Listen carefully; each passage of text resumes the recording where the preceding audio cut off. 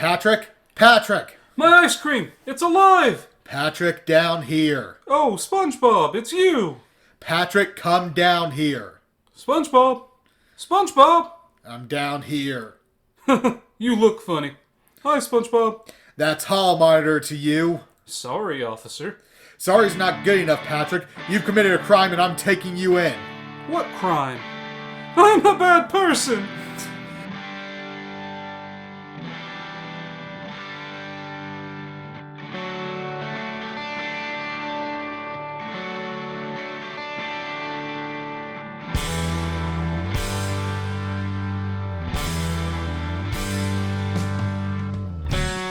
Hello and welcome back to the Two Things That Won't Work podcast. As always, I'm your host, Marcus Chronicle, and I'm here with Neon Greystone. And today we're taking a look at the SpongeBob episodes Hall Monitor and Jellyfish Jam. Two very funny, but very different episodes. Yeah. But before we get into that, we have our title episode guessing game. We still don't have that, so if you have a suggestion for a good name that isn't just our episode game, please give it to us. Drop it in the comments below. We will take pretty much any, title, any name. We are not that picky. No.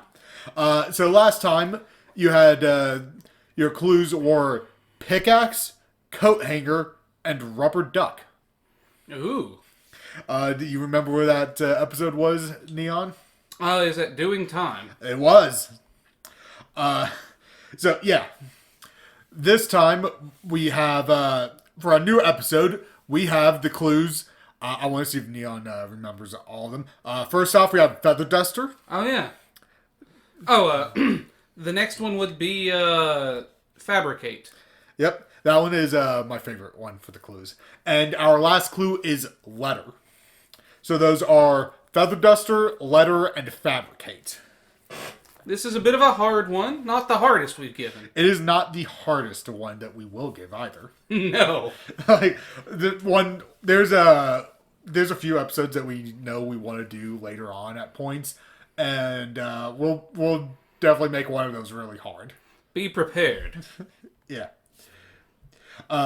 So yeah, let me open up IMDb because I have it on the other tab. So for Hall Monitor, we'll jump back into the episode because you said there weren't anything good for these episodes. There's one that might be worth reading. I'll tell you. It's according to the wiki, and this could be wrong. This is the first appearance of the city of Bikini Bottom. Okay. The first time we get a shot in the city. In the city, maybe. I think the shots in pizza delivery they show you too. So yeah, well, I think pizza delivery they show the full city.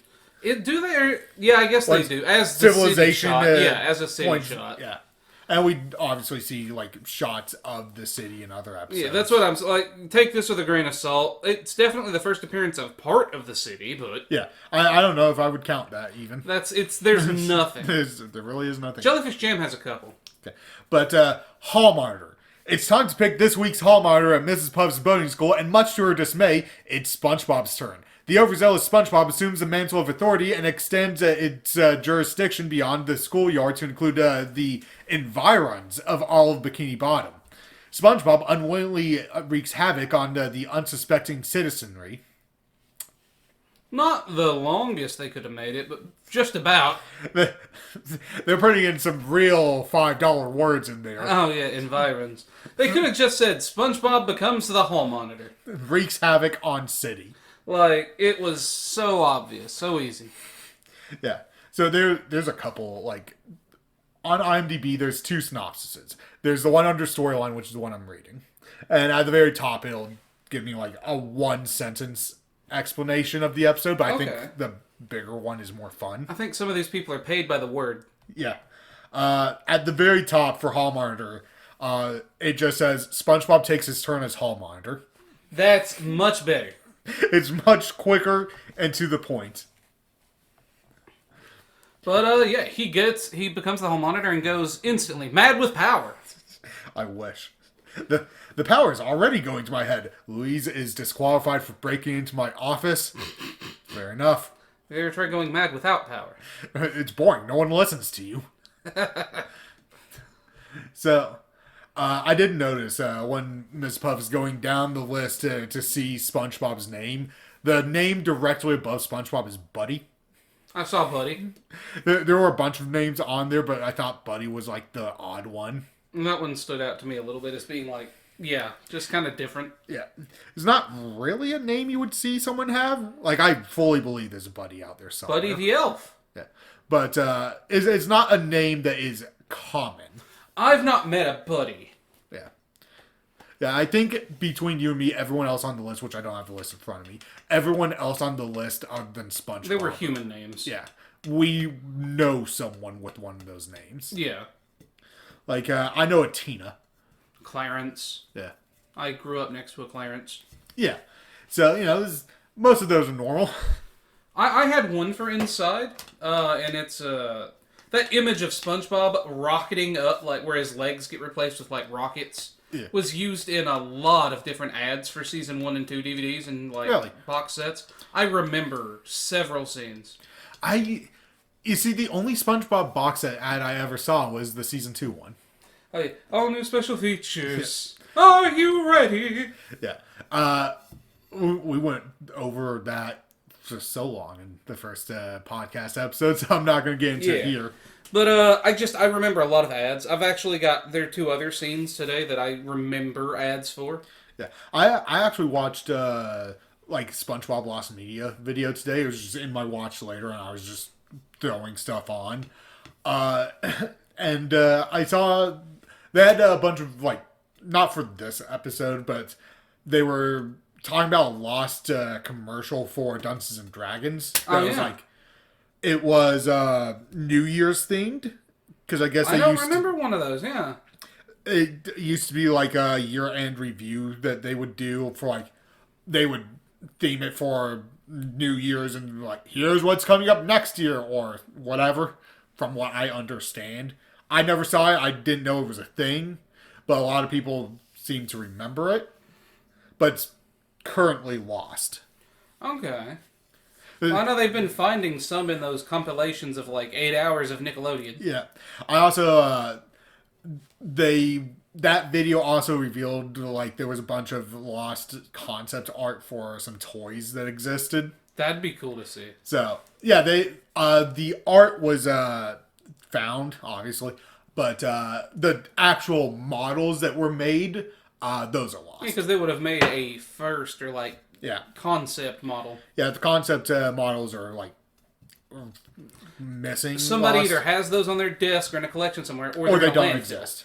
They don't exist, possibly. Yeah, they may not have gotten that far. They could have been recycled. We know that some were made, but they could have been recycled, or, some collector has them, or they're in Nickelodeon's freaking vault and they'll never be seen again. Yep. But it was, they were, toys where you could, bend the arms and everything. Okay. And one of the toys, the one that stood out, there were 2 that stood out to me. One was Squidward wearing, the helmet for Sandy's Tree Dome. Okay. Which would not see until way later. Season 9. Yeah. And that was... Yeah, that was before Plankton was really a thing. Yeah. So, Plankton was not supposed to be a main character yet when they were designing these toys. That's dope.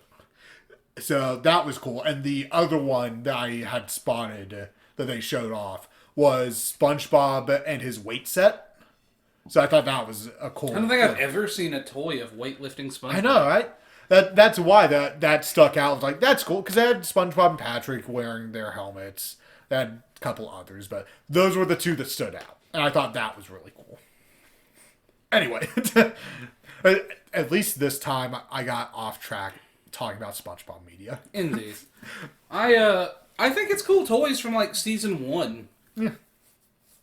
Yeah. I don't even remember what you had brought up that caused me to go into that. Oh, the SpongeBob ad.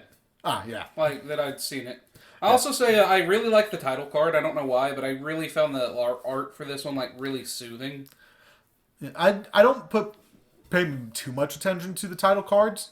They recycle them later on, but pretty early they were not always unique, but more often than not. They're better than what they have from season like 6 on. Dude, Danny Phantom had great ones. Like, Yeah. Everyone a comic was really cool. Yeah. So, let me ask you something. Why is it that we see so many shows where the students are hall monitors? That defeats the purpose. That was my next note. What does a hall monitor do? It defeats the purpose. You're supposed to be in class. So let me take one student and go, get the fuck out of my class for the day. And police every other student that goes to piss. Yeah. It's like, no one would do that. No school does that. No, because they're not going to cut out hours of some random students' education. Yeah. The only one that somewhat would make sense is Bob's Burgers. Oh, where they hall monitor free period. Yeah, where it's like, hey, you have a free period, you're a hall monitor for this. If that's what you didn't sign up for a free period, or I guess you could sign up for hall monitor. Yeah. It's like, so that one makes sense because they give us an explanation. It still is dumb, it's like the bell in school, but right? Like, hall monitors ideally would only need to be out there when students are transitioning from classes, but like, then the students at least coming in 5, 10, 15 minutes late. Yeah. And that's what the teachers do. They stand outside.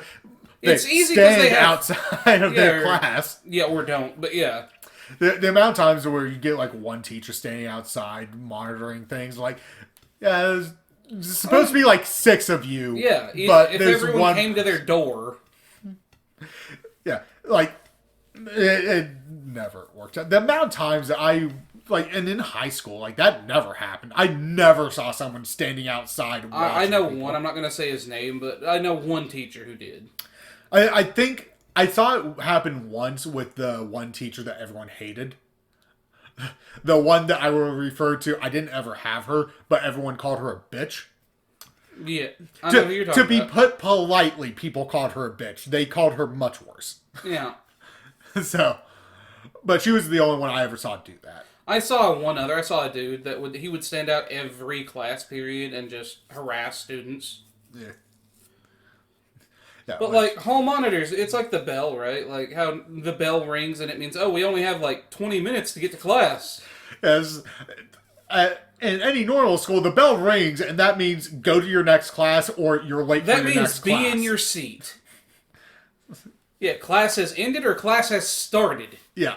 It does not mean start getting to class. You'll even get every once in a while someone will go, when the bell rings, that doesn't dismiss you, I dismiss you, which is just a nightmare. We call those people assholes. We call those people fired because you are actively... You're interfering with their next class education. Yeah, you can't do that. You cannot do that. But yeah, I also have to question, how bad are all the other students in Puff's class that every single one of them has been hall monitor? Because either they've all failed multiple times, or she has a really long class. That's what I'm thinking is everybody's done it a couple times because it must be months. There's one, I think Tina says I've done it 3 times already. Yeah, and she's not implied to have been held back or anything. Yeah. So it's either a really long course, which I don't think that would be the case. It could be months. I'd hope not. Or it's supposed to be like, this changes out every single day. I'm assuming it's daily. But Puff's class has always felt like in every other episode, like it's a weekly thing, not a daily thing. Because SpongeBob isn't there every day. Yeah. I don't know. It's definitely not daily, and now that you bring it up, it's definitely they didn't think about it. Yeah, they definitely did not think about it. Hillenberg didn't want him in a school. But like that was the thing as a kid I picked up and went, why? I never thought about how often stuff like that in the school part. Yeah. Well, that's just the thing. You watch an episode 30 times as a kid, and eventually you pick up on something and go, why is that? I did wonder why in one episode they babysat an egg, since SpongeBob shouldn't be taking home ec, but... I never questioned that. I just always saw that as a weird joke. So one thing I'll also say is, we see early on, Mrs. Puff is a good teacher, at least, or a decent teacher, and she cares about SpongeBob, right? Like, she did everything in her power to avoid making him the Thing, right? Because people would apparently get killed, or he'd waste her whole day. But she sees him slinking off sad and is like... What are the consequences of my actions? She knows it's a bad idea. But she wanted to knows. cheer him up, and I thought that was sweet. Yeah. So yeah, SpongeBob just wastes the entire day. Giving Hours. a super long speech. He gives an 8-hour speech on what it means to be a hall monitor. Yeah. It talks about crime and justice. Crime and punishment. Punishment and crime. So I do really like his speech. I think it's a really funny, 30 seconds of the It just episode. clips from lines from different speeches throughout the years. Clipped together, basically. I think he starts with "Lend me your ears" and then pulls out his second speech and says, "Lend me your ears." Friends, Romans, lend me your ears. So that's always a fun little thing there. I did find Mrs. Puff very relatable in the beginning of the episode, just how tired she was. Because once she realized it has to be SpongeBob, she's like, dear God, can this day be over? Like, I've been there. I overdid the speech again, didn't I? Yep. Afraid so. As every time. I love that they do that back and forth. Like, they feel real. Like, I say it all every episode. They feel more like real people. They're relatable. I wonder if I saw this episode enough that subconsciously that's one of the reasons why I just try and say something and move on. Because in my reviews, I don't particularly like reiterating the same point every 30 seconds. Yeah, I get you. But, you play the game.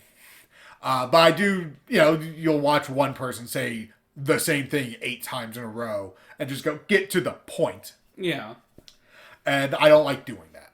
Yeah, don't make it. I say as I reiterate the point 8 times in a row.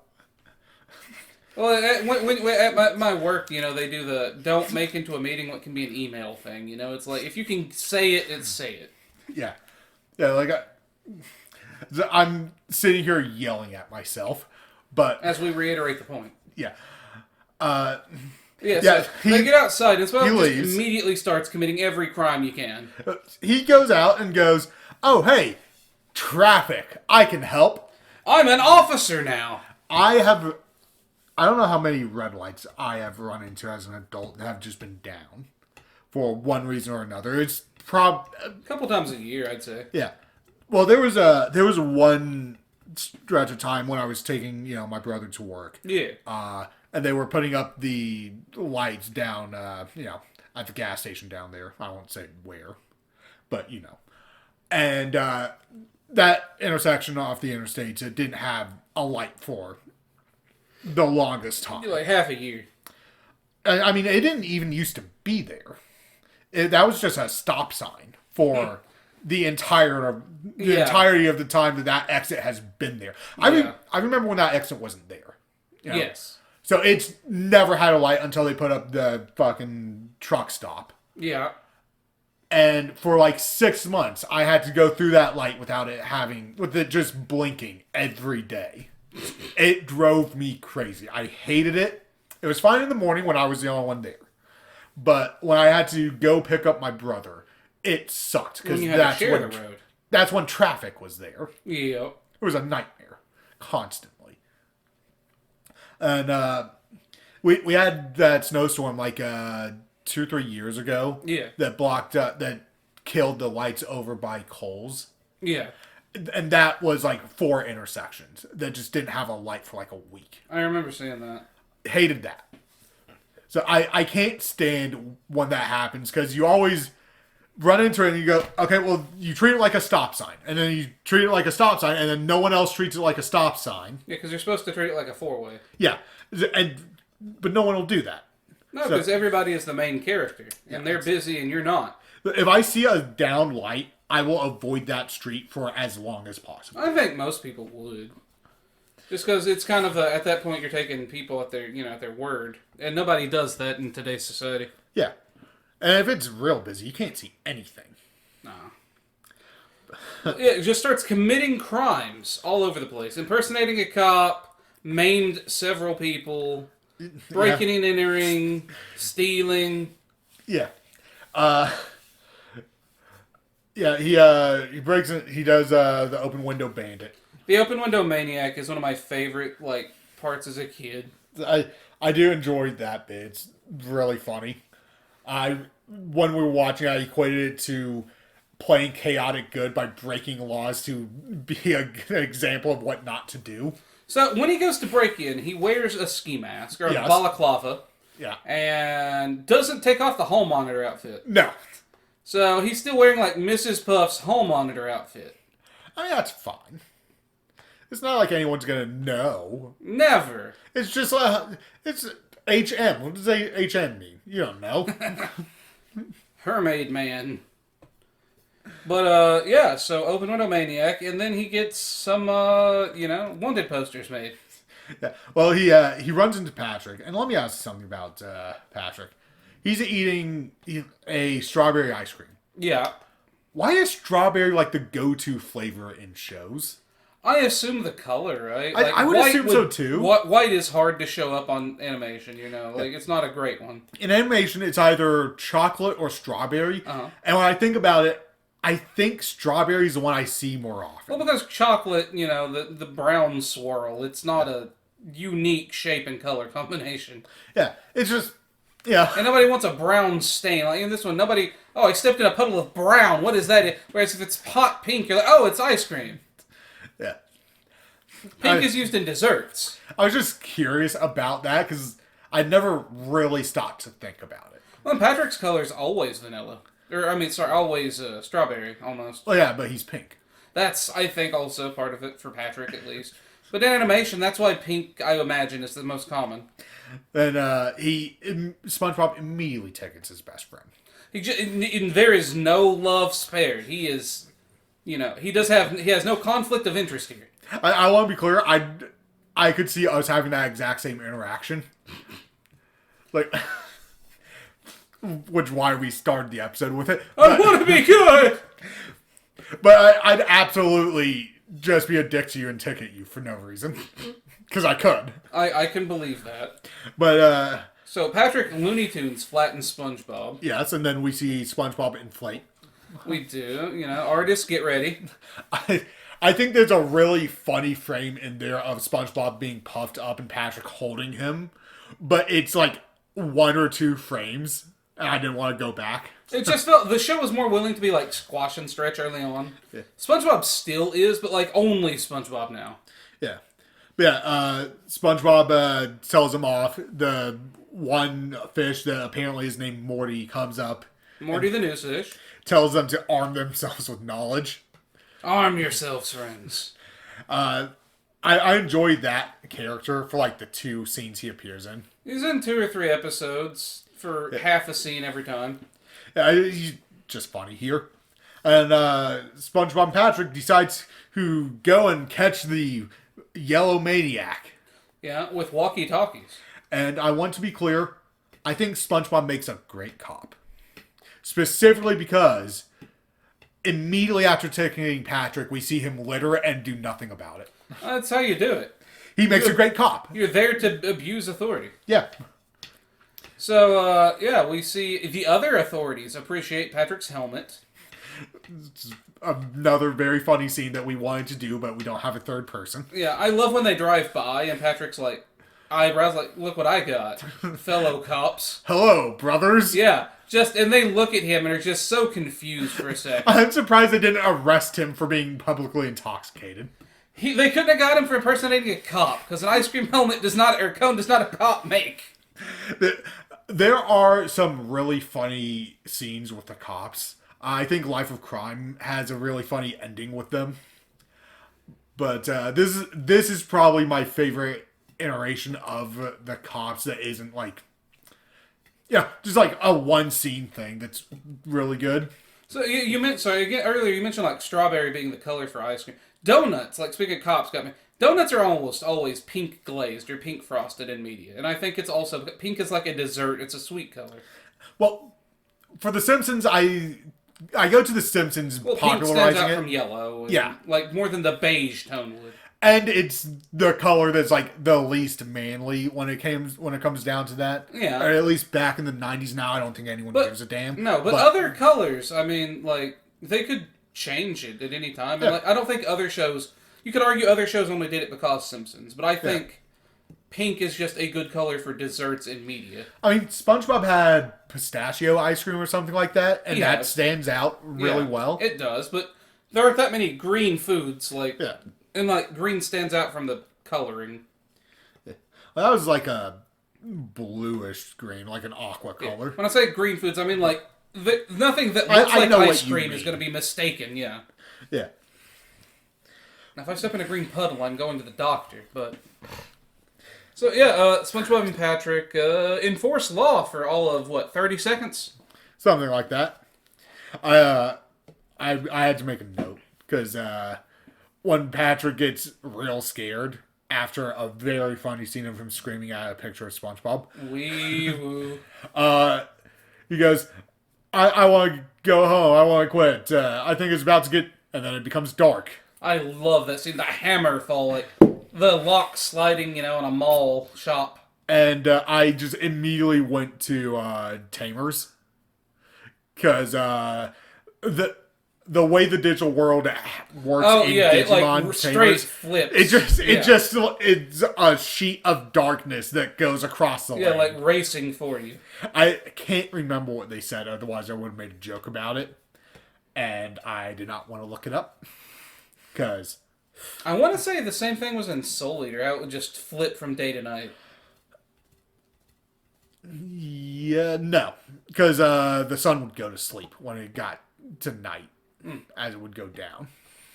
It had a very unique art style. It did.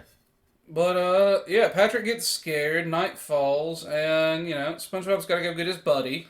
Yeah, he doesn't leave a man behind. Yeah, they get within eyesight of each other.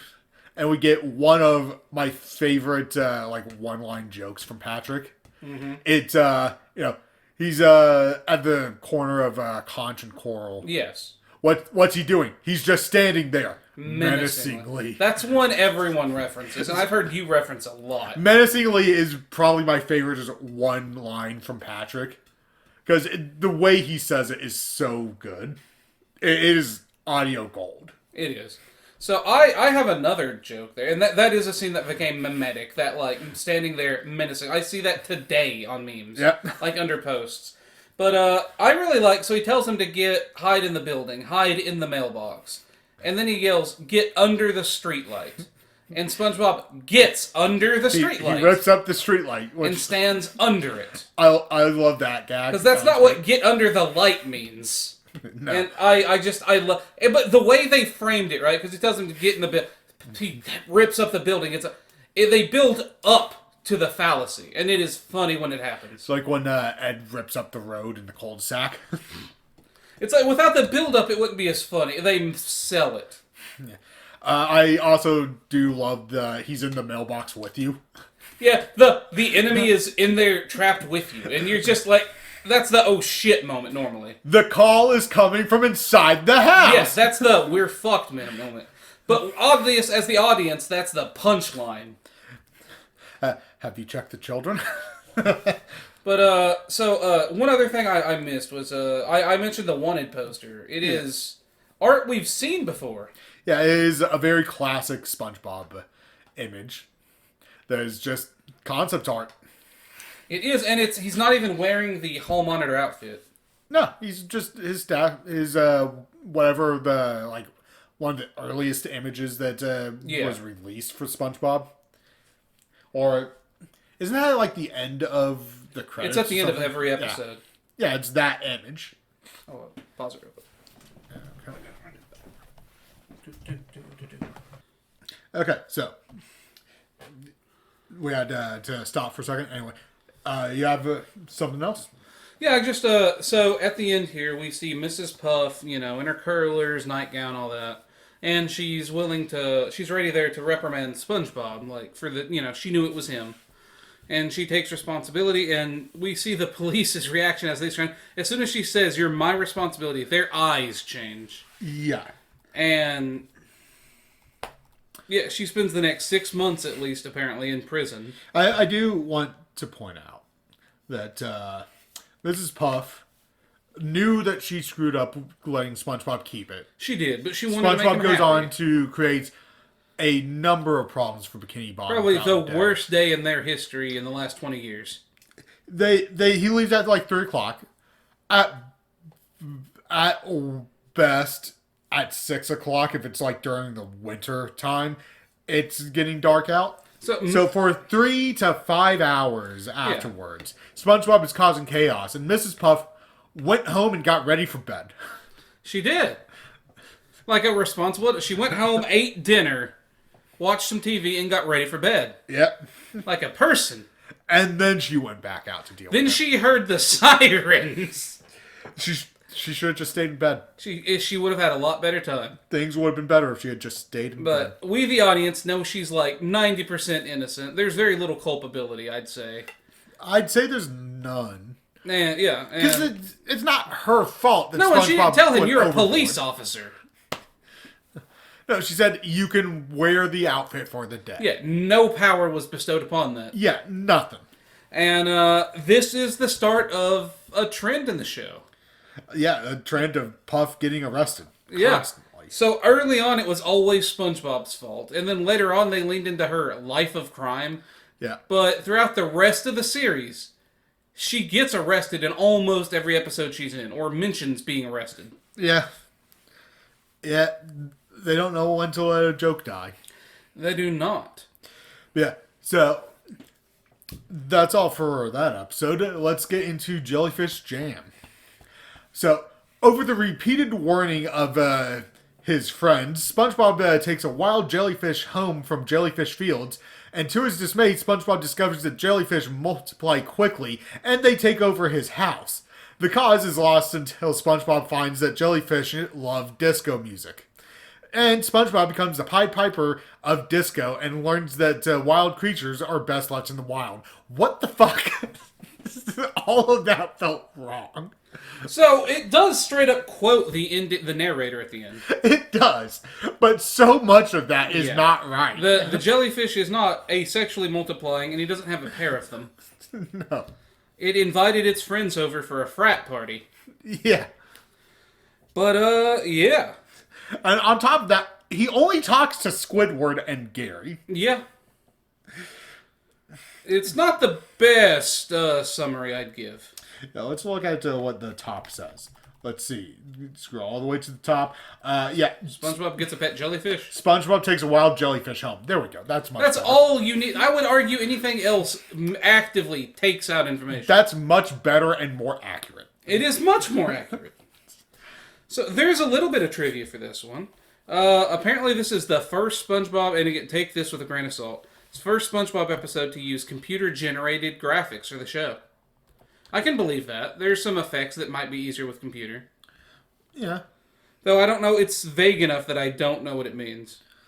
And apparently the song used for this is Stadium Rave on the SpongeBob CD. Yep.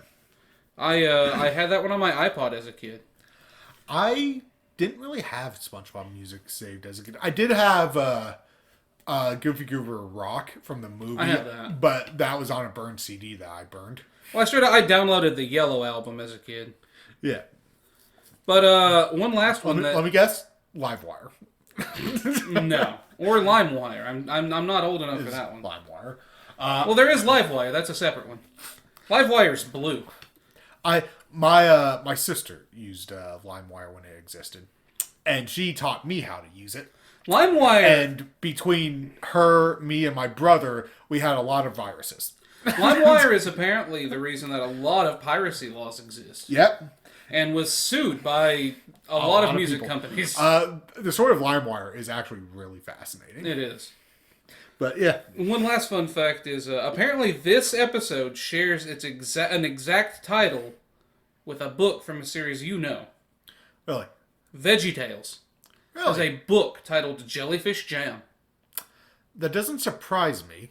It does me, not jam, but jellyfish. They're fruits and veggies. That's the more surprising thing. But they had like animals and stuff. Were they fruit animals? Sometimes, maybe. Like there were actual animals. There was the Christmas episode had a freaking toy puppet with a buzzsaw. That's fun. And dangerous. Oh yeah, you showed me that clip, I think. Yep. But they had a bunch of random stuff. And they had whales. I've seen a couple books from them in my life. Never read them, but I've seen them. I've never read a book from them. I don't know if I've seen one. I apparently had like a toy of the kid, but I have no memory of that toy. I went to one of Larry the... or... No, Junior, the little asparagus kid. Oh, okay, yeah. That series exists in a version of my memory that is very imperfect. I went to a random concert as a kid. I have zero memory of that concert, but I've been assured many times that I went. Apparently, I've been to Niagara Falls, but I was less than 1 when I went. I haven't been to Niagara Falls. I've been to, I think, Cumberland Falls or something. I've been to Cumberland Falls as an adult. Yeah, but if your parents say you went to something and you were less than 3, you didn't go. Yeah, like I had a conversation about not going to like, I can't remember where it was, some theme park down in like Tennessee that my family took trips to, and the last time they did it, I was too young. I was told, oh, don't worry, you'll get to go next time. Next time never came. Yeah, that'll happen. Next time never came, and I was very annoyed about it. But yeah, I will say, I've never paid close enough attention and watched this episode on a screen that big. We use a projector screen. But since we got the colors tuned in, for the first time, I noticed that you can actually see through the jellyfish every time it's over something. They are transparent or semi-transparent. They are transparent. I never picked up on that before because I've never, they make it obvious with some things, like when SpongeBob's holding the jellyfish. Yeah, you can see his hand. But for the most part, I haven't paid enough attention to notice it and to see the little things. I like that you could really see the clouds in this episode, the flowers on the sky. Yeah. I'm still not sure why that's their... I don't know either. Sky, other than they wanted something there. I did like... This episode starts... this one's a little... I don't know, memey to me in that... so SpongeBob's hiding from the jellyfish, but at the beginning, like, it's like he's hiding from the narrator. Yeah. Which is like, the French narrator. He's like, he is a person. Yeah. He is a person and will become a character in episodes that we won't talk about. Yeah, I didn't love that, but I liked it here where it's like, he's like peeked under looking, and he can't find SpongeBob, and it's cute. Yeah. And later, SpongeBob, not long later, but SpongeBob mimics him. He does the voice when he's talking about the jellyfish jelly. He's like, nothing better than, like, French. Yeah. So he can see through the fourth wall. Or he can hear the narrator. That is a common joke, being able to hear the narrator. It is. Sometimes it works better than others. SpongeBob doesn't do it often, and it's like, at this point in time, we didn't know if they were aware of the narrator. So yeah, we see SpongeBob catch jellyfish. And milk it. And then he milks it. And it got really attached to him. And it followed him home. We both wrote that down. It enjoyed the milking. We both wrote that down. I didn't. I knew you would. Yeah. Good. But, he goes home, and while we're watching, I just cut to, it feels like someone wants to sell us something. Oh, I love No Name in that whole episode. That episode, I think that's probably the better, like, jellyfish episode. It is. But, yeah, they go all the way home. We get a really funny scene between SpongeBob, the jellyfish, and Squidward. I could see you appreciating the trick SpongeBob had taught it. Yeah. What were all the tricks? Because I only have the... It knew Fetch. Oh, yeah, Fetch. That was the other one. The Play Dead was funny. Yeah, Play Dead. I enjoyed the Play Dead. And it's toilet trained. Yeah. Squidward did not need to see that. Squidward did not care for knowing it's potty trained. That's, I would have thought that he had a different line there. I don't know why, but I thought he would have gone something like, that's disturbing. Like, that's disturbing is a different one, but yeah. I mean, that was Double D's line that I had. That's disturbing. Yeah.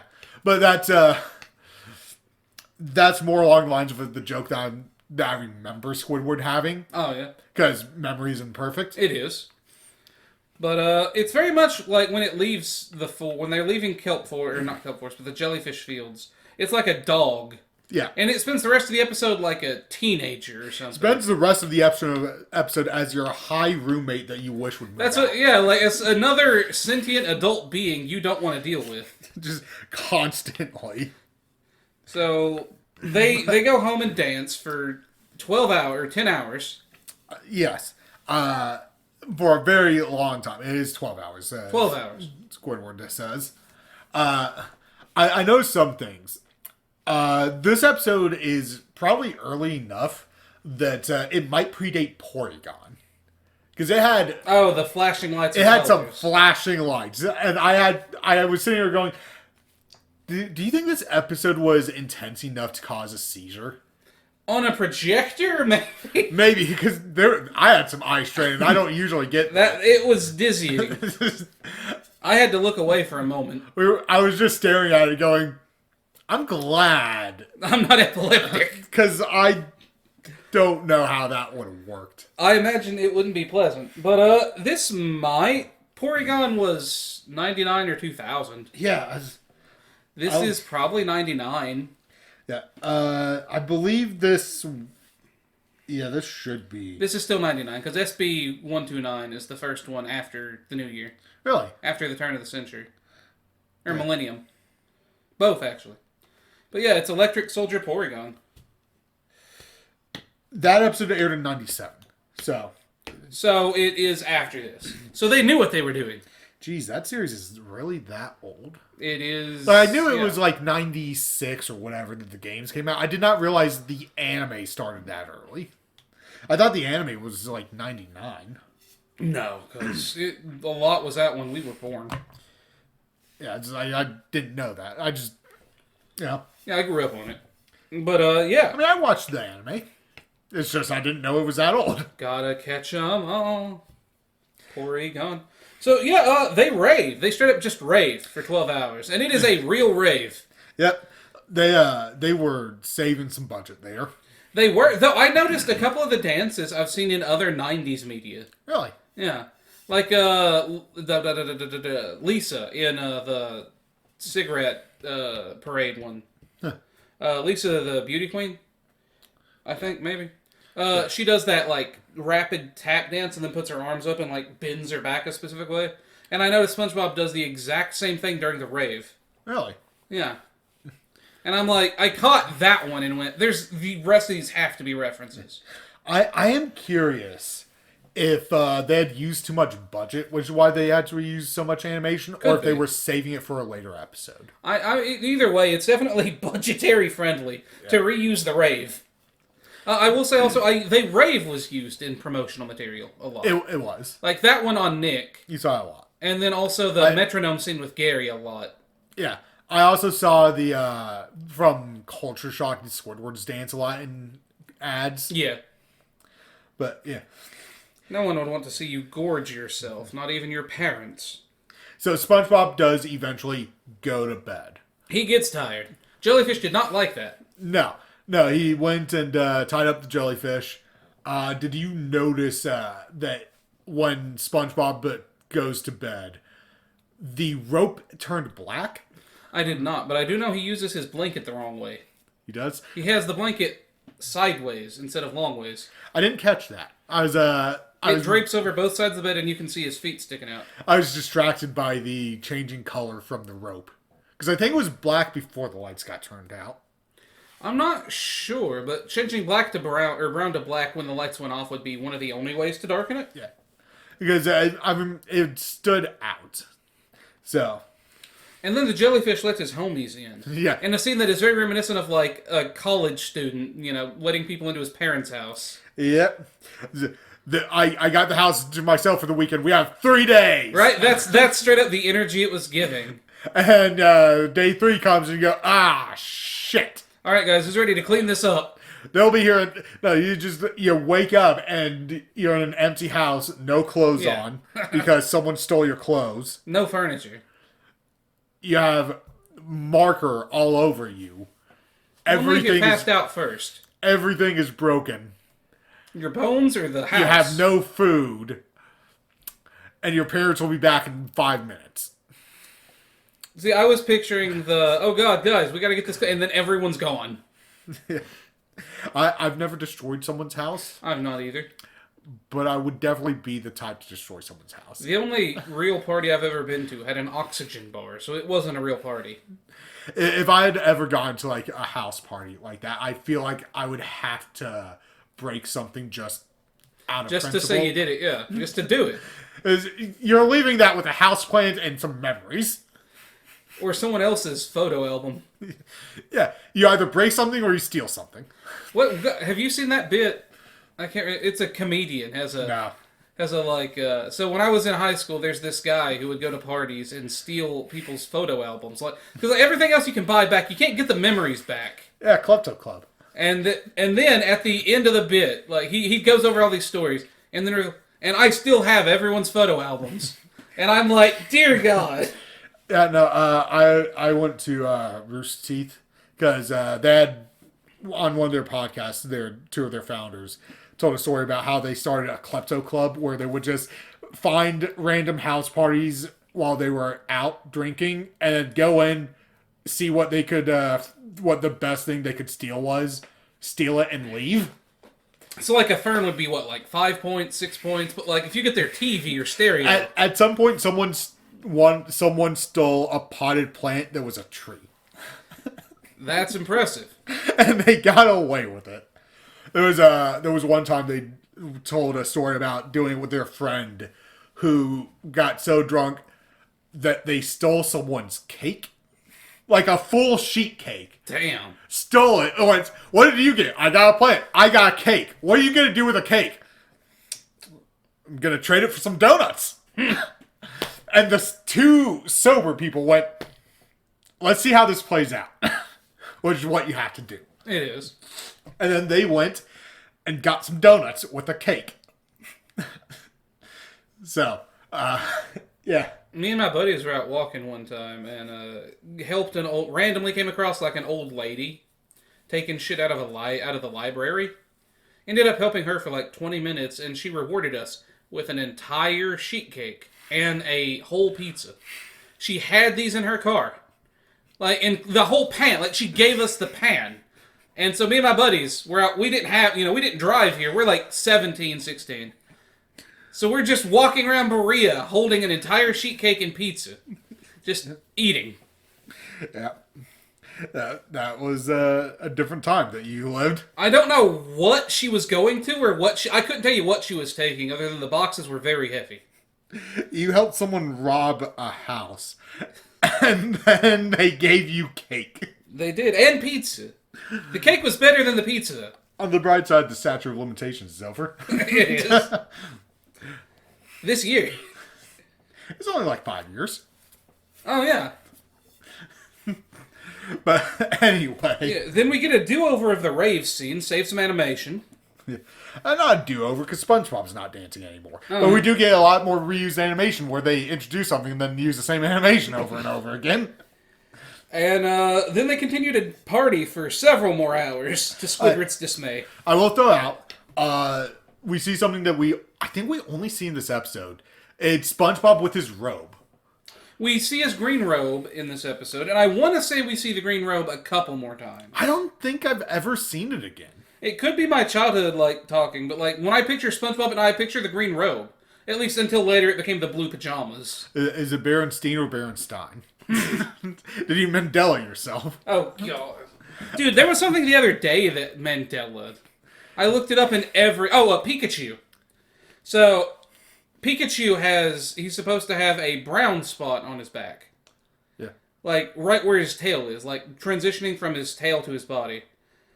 If you bought knockoff Pokemon cards or plushes that were not officially Nintendo licensed, he had a black spot at the end of his tail, and not the start of his tail. Yeah. And that confused... And Nintendo has never portrayed Pikachu that way. Yeah. And everyone online, like, you see it flip-flopped all the time. And I looked it up. And yeah, that is meant that people will remember seeing animation from the show with that tail like that. And it never has been. I did. Where the color is on the tip of his tail and not the base? Yeah. Yeah. Yeah, I've seen people talk about that for years. Really? Yeah. It did not come up until I 3D printed a Pikachu for my niece, and we were painting it. Well, I enjoy finding stuff like that. My favorite thing as a kid, well, as a teenager, was to go on YouTube and look up like urban legend, like stuff from video games. I love that stuff. That's why I have so much like fucking Mew's under the truck. I've never played a Pokemon game. I know Mew is under that fucking truck. Mew's under the truck. You cut the tires, you push the thing, and there's your fucking Mew. How you gonna push a vehicle with cut tires? Damn straight. Let's see. But that's how you get stuff like Missing No. Yeah. And, Dude, Missing Now was awesome. I never experienced it. Yeah, it is. Being drowned isn't. I think GTA 4 had the Ratman or something. Something had the Ratman. I don't remember what it is. Where it's Wasn't there a Bigfoot in GTA 5? San Andreas. Yeah. San Andreas was...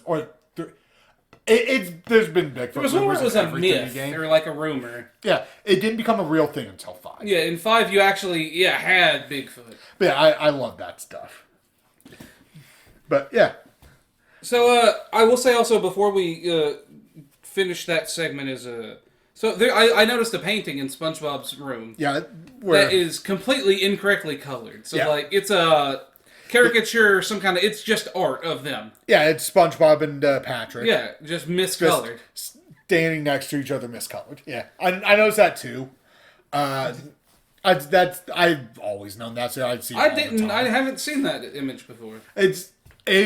I saw it and went, I don't care enough to write it down. And you asked if he had pulled his robe out from under his bed. I went, no, it was just on his bed because I clocked it right away. And then you caught it the second time through. Let me ask you something before we get any further. How many people do you know that actually use a robe? None. I think Gultaire might own a robe, but maybe he doesn't wear it. Yeah, like it's everywhere, and I've never seen anyone wear one. I've used a robe once at a hotel.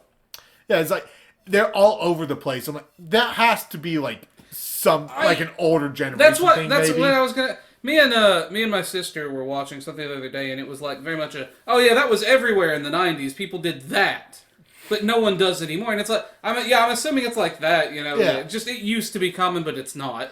But it still sticks around animation, like well, it's shorthand. You know, robe means this is their night clothes, or this person's wealthy. Yeah, like it's shorthand. Yeah, well, we see it pop up from time to time. I've seen them at Walmart. There's a bunch of robes there. They're gifts around the holidays. No one buys them for themselves. No. It's I don't know you that well. Here's a robe roughly your size. Good luck. You could use it as a jacket. You could.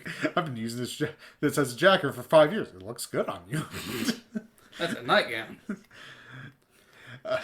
It's a night shirt. I also... When SpongeBob is running downstairs, I noticed something. Did you clock what's up with Gary? No.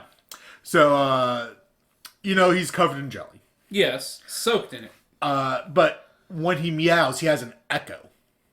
Oh, that's cool. I never caught that, but he echoes when he meows covered in the jelly. I will say, do you want to bring up SpongeBob's floor hole?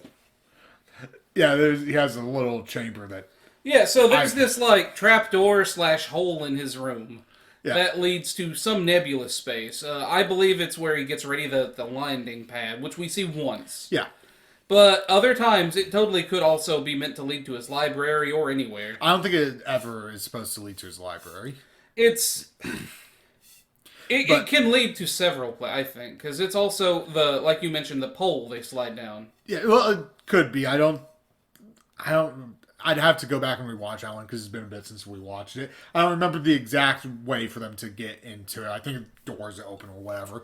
But, yeah, it's just something that's like, I've seen it before, but I've never really you know it's there, but you don't, consciously think about it. It's there, and because it's always just in the corner and out of the way. And it disappears later. It's not in, season 9, 10, 11. Yeah, they probably just kind of forgot about it when they moved to HD. I'm assuming. So, but the last thing I have for this episode, he's trying to stop the jellyfish.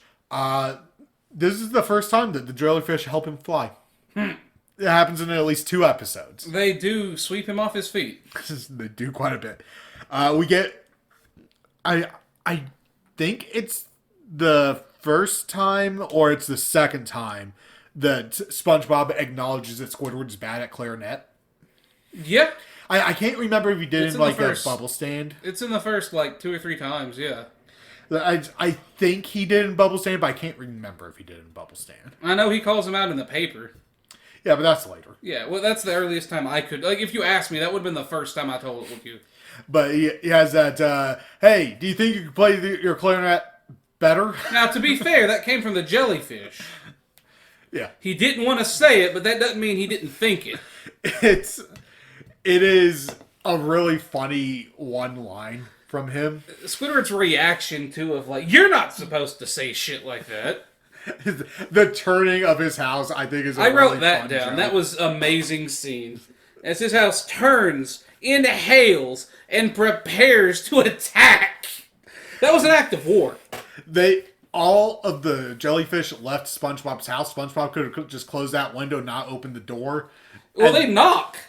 Squidward knocks. Yeah, well, the jellyfish come in through the door, but yeah, Oh, yeah. Squidward knocks, and the jellyfish fled back in. If he just didn't open the door and had closed that window, he would have been done. Yeah, they would have hung out there for a couple hours and eventually left.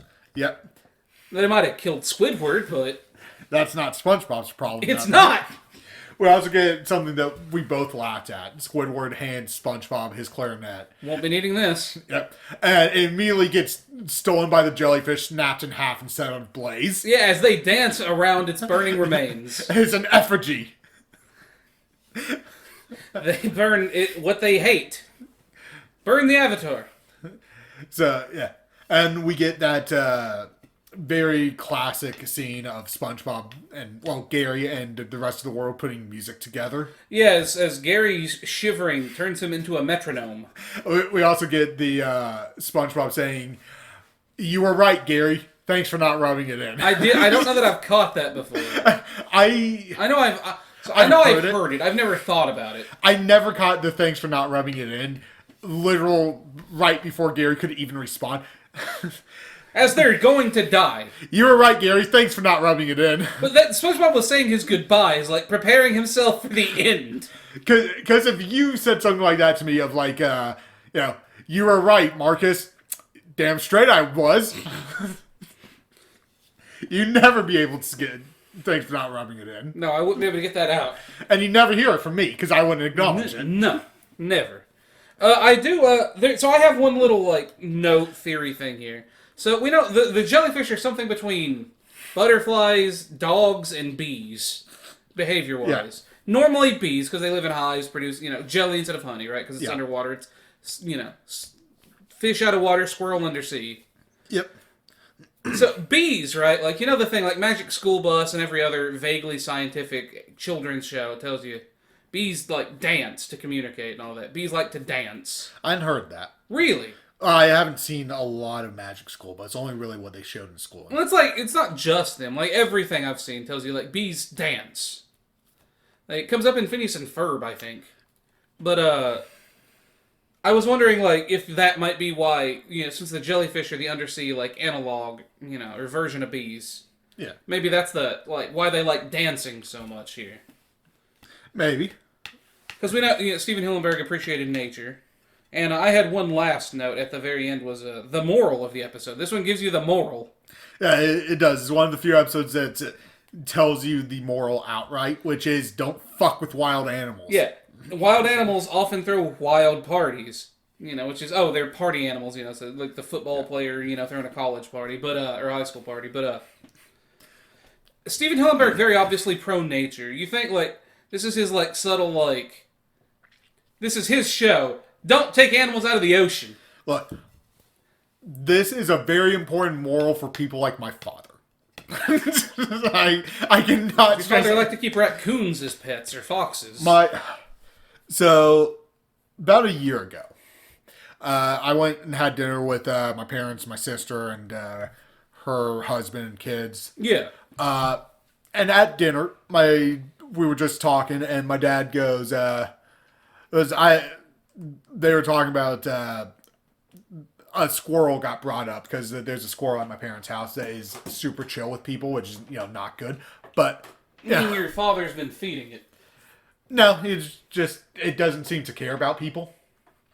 But they were talking about that, and my dad once goes, I was bitten by a squirrel. And I looked at him and went, what'd you do to the squirrel? And he looked at me and went, well, I walked up and grabbed its tail. That'll do it. Yeah. He did that when he was like, I don't know, 16 maybe. That's too old to be doing that.